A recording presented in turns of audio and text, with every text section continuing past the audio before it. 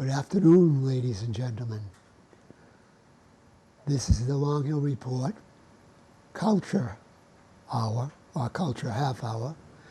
I'm Richard Morco, your host, and today we have Gina, last name? Metris. Victoria Konopacki. Yes. Oh, I'm not good with names. And these are members not of Past Your Prime players, but Past Your Bedtime players, not Prime, but Right. Past Your Bedtime players. And they are going to be doing a children's show, a play, kind of a play, I guess, that discusses witchcraft and a lot of things that, that became famous a few years ago when children took up a school, about a witchcraft school in England. Is it England or Scotland? England. England. The author is Scottish. What? It's ambiguous, but ambiguously England. Okay. And children like that play, and so Pastor Bedtime Players is doing something about that. First, I want to say Victoria did a wonderful job on her clothes. But it's not bright enough, And Gina is advertising the play because its name is Puffs. And it is about a witchcraft school. Yes. And school that the young people in that are kind of not like the people at that famous English school. Would you elaborate? Yeah, so this is actually a really exciting year for Past Your Bedtime Players because we have done youth shows with kind of all mixed ages, starting as young as 4 up to 18 since 2015. This actually is our first fully teen production. So there's only teenagers in the show. It's about a school of magic and 7 increasingly challenging years. And I'll let Victoria elaborate on the show a little bit more, but it's just really, we're thrilled to be able to have a teen show, and give the teens something to do, something productive, an outlet for the summer. So they've been doing a great job. I'm glad to hear it. Now, this is a teen thing. It's not younger than that. Yep. Mm-hmm. Our youngest is 12, I believe, in the cast. Mm-hmm. So it's ages 12 to 18.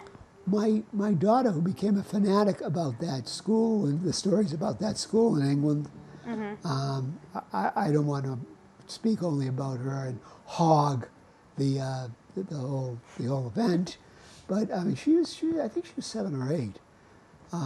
So it's all ages can relate to this. Oh, yeah. Oh, yeah, like the show, all ages can come to it. It's a family-friendly show. It's a show, if you are a Wizard fan of any age, this is a show to come to. It's exciting, it's funny, it has the magic, it has the action, it has the romance, it has a little bit of everything because it's about those 7 years at school, and there's a lot. If you're a fan of, wizards, a certain boy who may have attended that school, then there's a lot in those 7 years, and this show spans the 7 years. Okay. Now, is there any slight plot, without giving away the plot, is there something about the plot that you can sort of get into here? I'll let you speak. Yes. So I'm sure, based on all of our allusions so far, everyone knows there is this certain boy wizard, and he attended this certain school for magic and magic, all the way over in England. Very famous. He fought this evil wizard. So we know about that particular wizard, right? But forget about him. This is not his story. This is the story of the Puffs, who also happen to be there in the background. So rather than retell it from a certain wizard's point of view, which we've all heard, I'm sure people have seen movies and things like that, instead, we're looking at some of the other houses at the school. You know, we have the Braves, we have the Smarts, we have the Snakes, and then we have the Puffs. I think one can get that. If one has read the book, one can sort of get the illusion. Okay. And what do the Puffs do? What's their claim to fame? Well, they do happen to be next to the kitchens, which is an amazing thing if you have, you know, the munchies in the middle of the night. Plants are awesome. Herbology is the best class ever. And you know what? They do have one student who is really well known throughout the school and even becomes a bit of a champion for the school at one point. So they're there. They're not really, you could argue that they aren't really famous for anything within media that we may be familiar with, but they have their own stories to tell, and this is telling their side of the story. How did you guys get involved with the Past Your Prime and Past Your Bedtime and all that? How did you guys get involved with it? So, back in 2015, then I was looking for a theater to direct a youth show at. So, I think my husband had known Don through church or something, and so we got to talking because Don Konopacki, this was Pastor Prime is what he started. That's the theater he started, and he said, "Sure, come on over. Let's do a youth show." So in 2015, I did the first summer show. It was ages 6 to 18. We had for auditions. We did The Jungle Book, and I ended up with more than 50 youth showing up at the auditions. Whoa. For a show in our little barn. So that right there told me there's a need for true youth theater. I wanted a place where, you know, it wasn't the family musicals where the kids can be in the chorus. I wanted plays where the kids can have a part, you know, in lines and really dig into a role. So we did the first one back in 2015, and then I've just continued it since then. We had to take a break during the COVID-19 pandemic, but we really only took off 2020, and we were back doing at least workshops in 2021, and then we brought back a full-scale production last year with the youth, and now we're actually doing 2 youth shows this year, so The Puffs for the teens, and then I'm going to be directing The Velveteen Rabbit, a musical for the younger kids in the winter. Okay, I had little kids, so I remember The Velveteen Rabbit. It's one of the things required reading to your kids. And Victoria. So my father is Donald Konopacki, who started Pasture Prime a while back.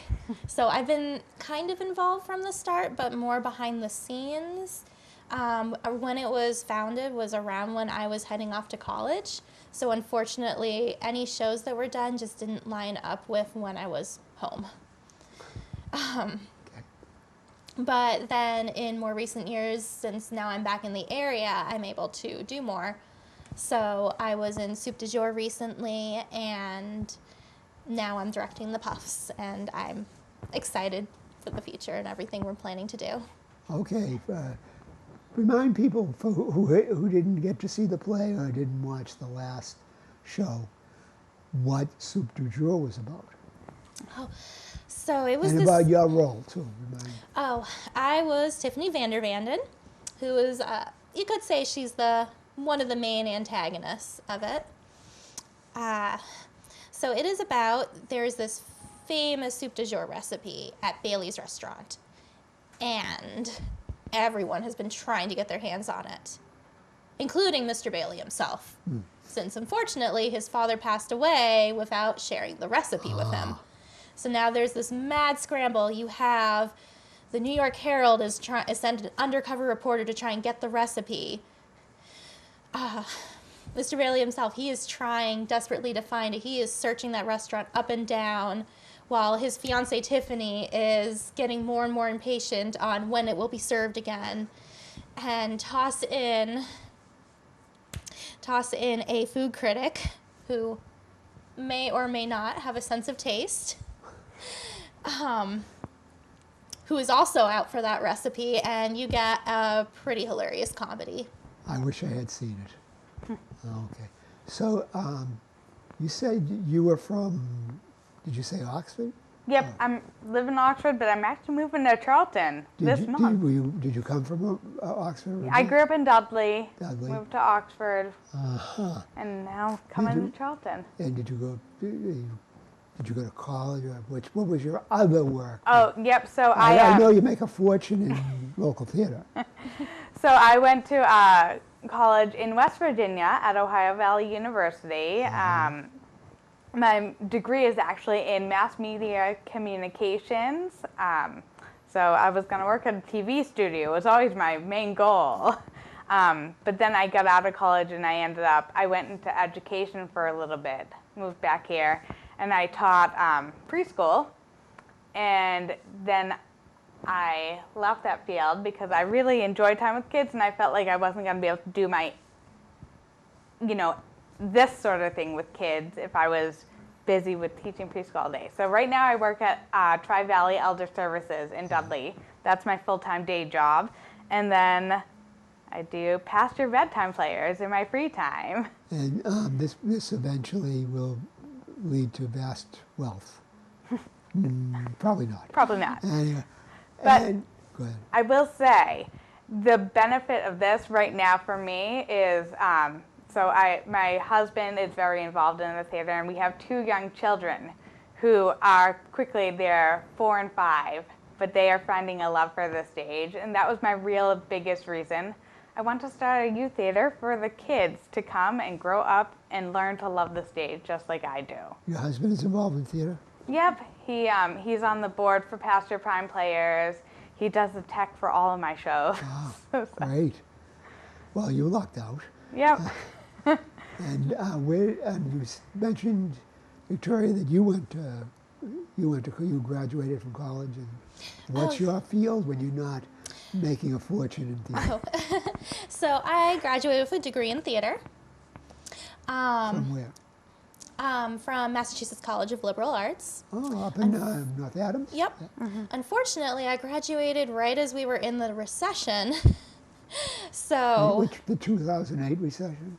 No, the one after, the after effects of that. Okay. So unfortunately, it was kind of hard to find a job in theater at the time, and I ended up finding myself in teaching, and I gradually found myself being a preschool teacher. I briefly moved down to Florida, came back to Massachusetts. I'll vacation in Florida, but I will continue to live up here. Can't stand the heat. I didn't mind the heat so much, but it's a place where once you're living there, there's stuff you have to deal with when you're living there that you don't as a tourist, and yeah. Okay, so we're glad you're back. And, Yep, but nowadays I was looking to move back into theater, and just as I looked to career change into it, and I'd been interviewing, so COVID hit. And the job that I had applied for vanished, and the company that was looking to hire me shut down because of COVID and never reopened. So I did slightly shift fields a little bit. I currently work as a behavior therapist. So I work in the field of ABA, and I'm currently doing grad school. For theater? No, for ABA actually. Okay. Oh, As much as I love theater, ABA is a bit more of a steady paycheck. Yeah, my first major was history. All the rewards are non-monetary. Mm-hmm. So you are in the theater, but what puts the bread on the table is not the theater. Unfortunately, yes. I think that in almost everywhere, I heard on the radio yesterday, New York actors having an interesting time. They're on the strike.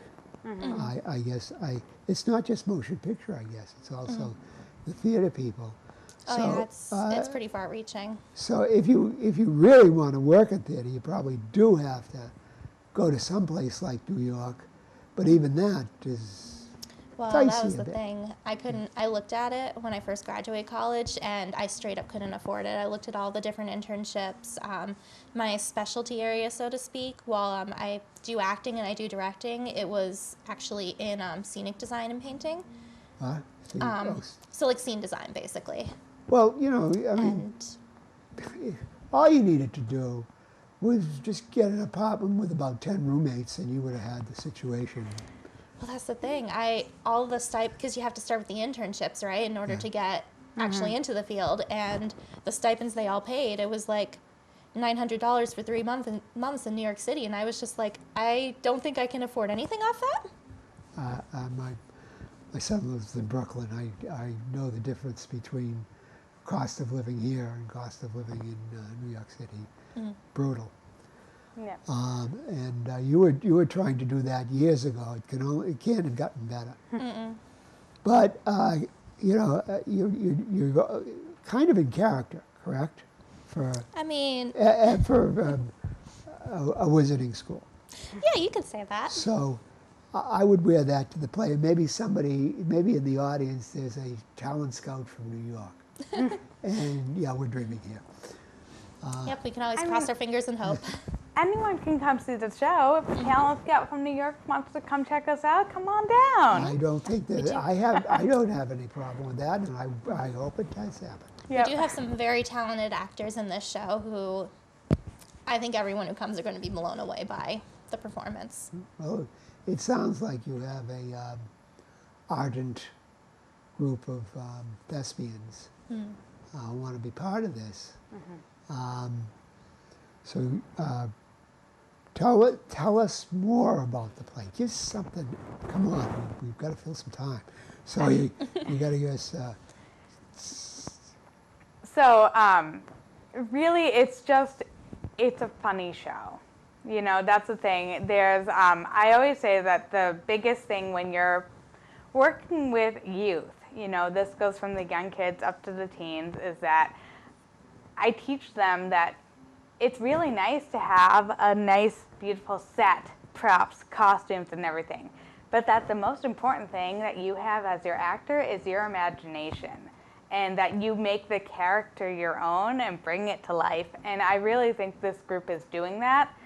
We have a team hard at work on building an amazing set, and we have some really, really fun costumes. And I know.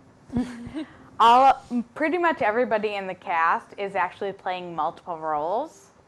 So the show is written so that it can be double cast, because throughout 7 years at the School of Magic, there's a lot of different characters that come and go. So we can't really have a 100-person cast on the stage. So they're not just like 2 or 3 roles. There are some people playing 7, 8 roles. And they're switching costumes and everything really quick in between, but it makes it for a fast-moving, fun, exciting show, and you could honestly probably come see it multiple nights. You could come. We have 4 shows of it, August 10th through the 13th. You could probably come to each one and catch something different each night that you didn't see, because it's just that type of show. This is definitely one that gets funnier the more times you see it. I think everybody in Charlton should come and see it. Yep. These students have been working so hard. They deserve a great audience, and they're the type of group that they are going to get better the more audience reaction that they have. I would think, a little audience reinforcement would be lovely. Yeah, and I do want to say, yes, it's a show about that involves a certain boy wizard and that whole thing, but even if you are not familiar with that, it is still a funny show. It is still one that you can enjoy even without any knowledge, even if you have not read anything in that area. I doubt there's probably a sub-teen or a teenager who probably hasn't heard of it, but a lot of adults probably could benefit. Right, so adults will definitely be entertained by it too, even if you don't have a clue about what goes on at a magic school. Do you do any? Will any wizards fly across? Get on their brooms and fly up like they do at a certain other school? I wish we had the technology. Oh no, they fly. I They mean, fly. They do. I mean, you got to use your imagination a little bit, but they fly. I wish we had the rigging set to do things like that, but I don't. There's a lot of insurance involved with that sort of stuff. Oh yeah. How about disapparating? Oh yes, that's where they disappearing. go from one place to Yeah. another. Yeah, I mean, it happens. If you blink, you'll miss it. Okay, I get it. So what other magical things they do? They don't do sort of games like, I think, was it called Quidditch? Can I say that? we cannot use the Q word either. I apologize. We have a certain magic sports game. Oh, Yep. Yep. Sports. MSG, Magic Sports Game. Okay. Yep. Okay. And is the MSG, Magic Sports Game, anything like that which was discussed in another? I think people will be pretty entertained by our version of sports in this. Yep. It's very entertaining. There is all the players that you would think would be there are definitely there. All right. So, tell me more. I mean, there are of course, as it is a school of magic, there are certain magic spells they learn. So, for example, we have one such as we have Oligardium Leviosa, except it's actually pronounced Oligardium Leviosa. Yep. I think their favorite spell so far to cast, because the cast has been learning how to cast their spells, has been at least the one they yell the most is Aviaphores. And then It summons a bird. birds come out. Okay. And there's a lot of birds, and they just fly all over the stage. Do owls run the mail service? Yes, they do. So if you want to send a letter, Yep. You Yep. hand it to your local owl. any owls in the cast? You could Yep. say that. The Yeah. said owl doesn't necessarily survive to the end of the show, but we do indeed have an owl in the show. Oh, it's also tragic. Yep, it's got everything. The Comedy, romance, the tragedy. tragedy, the comedy. We even have a action. mandatory, not prologue, epilogue, that's epilogue. it. We Yep. even have the mandatory epilogue of, like, what was it, like 10 years later, something like that? And they're all out running. They're all out in the world as wizards, Yep. and they're sort of like a call your local wizard thing. No. Yeah, you could say the epilogue is a bit on the cursed side, but Curse or cursed? Did you say cursed? cursed. You could say it may or may not involve a child who is cursed. Uh-oh. There are no fatalities in this show, are they? And there's a whole battle scene. So, So, they're dropping like flies. I'm yeah, there's a battle scene, and there's quite a bit of tragedy and You some see, death. I guess I can spoil a little. See, there's this one spell, right? And it does this green flash of light, right? And then things just die. The Avada Kedavra curse. And it kills people, Yep. and they don't get revived. Nope. Well, unless you are a certain boy wizard, then I guess you do get revived. But Okay. unfortunately, not everyone has plot armor. Not everyone has what? Plot armor. Plot armor? Yep. You know how the main characters of things often have what is jokingly called plot armor, where no matter how bad things get, they walk through it unscathed. Oh. There could be an entire battle going on around you, and if you're the one that has the plot armor, you're just taking a casual stroll through it with your best friend Ron Mop and Hermione Wig, and Is plot armor a theater term Or is this unique? It's more of like a younger person term for Okay. characters Yep. who no matter what is going on around them, they just miraculously walk out with no repercussions. Well, I certainly Yeah. in life would like plot armor, but I don't think I'm going to get it. I think we would Right. all love plot armor. That'd be great. Therein lies a plot. Okay, come on. We've got to think of more stuff about this. We've got to. So it's, I mean, it's just really, overall, it's a show to come see, definitely. So if you want to see it, you can email pastyourbedtimeplayers@gmail.com, and that goes directly to me. I'm the one taking the ticket orders. So tickets are $10 for students and seniors, $12 for adults. The shows are August 10th and 11th at 7 o'clock, Saturday, August 12th at 6 o'clock, and then Sunday, August 13th at 2 o'clock. So it's definitely the show to come see this summer. And it's really exciting about just that we're having a teen show. There aren't, outside of the schools, there's not many theaters that do just a teen show with only teens in it, because that's a different type of show that a teen audience, teens can put on. And outside of schools, you're going to be able to get kids from different towns, different grades, different interests involved in it. An interesting thing actually about our cast is we have somehow ended up with representatives from basically every single high school in the area. Really?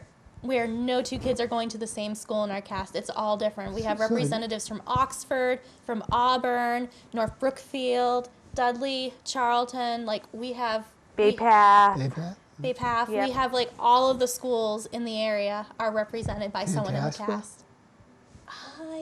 Actually, I think we do have a Tantascwa. Oh, okay, Yep. we do have one from. Okay. They One. come from a lot of towns, Tantascwa does. That's great. Yep. That's very interesting. So I think it's a really great way to bring the community together, and we have had parents and family members contributing and helping to make costumes, make props, build the set. I have a team of parents and of some older, some younger siblings of cast members that are planning for the concessions and going to be helping at the day of the shows. So it's just really a community event because we have all these different towns, all these different high schools, and then their families are getting involved as well. That's excellent. That sounds like a lot of fun. If they want to, if somebody young would like to be part of this, would they email you at the same?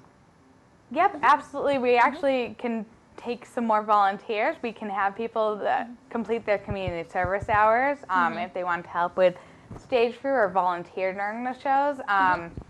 And the best way to keep up to date on what is going on with Past Your Bedtime Players is to follow Past Your Bedtime Players on Facebook and Instagram. So we are on Facebook and Instagram. Just search for Past Your Bedtime Players and you'll find us. And that's where I post all of the updates of what's going on. And we do have a lot going on. We also right now have because we have the show for the teens this summer, so we couldn't leave the younger kids out. So we are running a workshop series on fairy tale fun for ages 4 to 12 on Wednesday mornings. That's downstairs at the barn, or I was just here with them yesterday. We were out in the field because it was too hot in the barn. Yeah, it's been a little weird summer here. Yep. Yeah, weather extremes. But okay, I want to tell people before we're done that I met you here today for the first time, and I was really surprised at how old you are. I thought you were both at least not more than in your 20s, and possibly younger. Well, thank you. I was, yeah. So you're keeping your youth, and I only hope you continue to do that. Is there anything else you'd like to tell people out there in TV land? Just definitely, if you're interested in coming to the show, shoot an email to pasturebedtimeplayers@gmail.com because seats are limited. So get your reservations in soon if you're planning to come to the show. And also, we're always looking for volunteers or else actors of any age. I started as young as 4 years old. I love putting 4 years old on stage. So we have our Velveteen Rabbit auditions will be in September. That's going to be for the younger kids. But just if you're interested, you can email me and get on the email list because I do send out any updates with what we have going on. And if I could add on to that quickly, if you're not as interested in being on stage, if you'd rather be backstage, you still want to be involved, but you're like, oh, I don't want to be in front of an audience. We are always looking for volunteers for doing tech and doing stage crew. And if you have no experience, that's okay. We can train you. Wonderful. Very, very good to meet you. And I hope only for your success. Thank you so much. Thank you. This is Richard Morco, and this has been the theater edition of the Long Hill Report. Thank you very much.